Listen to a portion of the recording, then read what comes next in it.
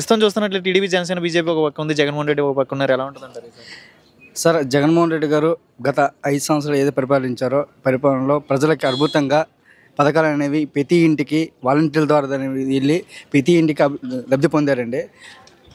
మరి TDP, Janasena, BJP ముగ్గురు కలిపి పొత్తుల్లో ఉండి ఒక జగన్మోహన్ రెడ్డి గారిని ఎదిరించలేక ముగ్గురు పొత్తుతో పెట్టుకొని ఎన్నికలకు దిగుతున్నారు. వాళ్ళు చేసింది ఏమీ లేదు. చంద్రబాబు నాయుడు గారు వెన్నుపోటు పరిచి రాజకీయాలు చేస్తున్నారు.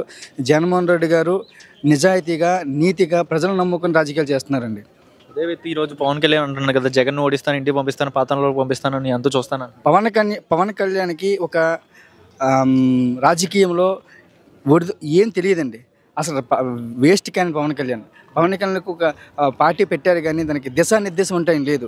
తలా తోక లేదు. ముందు పవన్ కళ్యాణ్కి సీట్లు ఎన్నండి, 24 సీట్లు కావాలని అన్నాడు. ఈరోజు 21కి దిగిపోయాడు.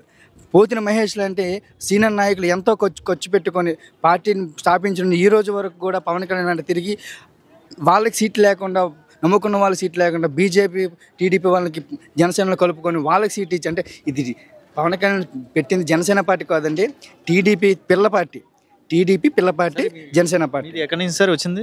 మాది బొబ్బిలి నియోజకవర్గం అండి. మాది బొబ్బిలి. సార్ ప్రస్తుతం డెవలప్మెంట్ పరంగా ఏం జరిగింది సార్? గతంలో కన్నా ఇప్పుడు ఏమైనా జరిగింది? డెవలప్మెంట్ పరంగా అయితే ప్రతిదీ డెవలప్మెంట్ జరిగిందండి.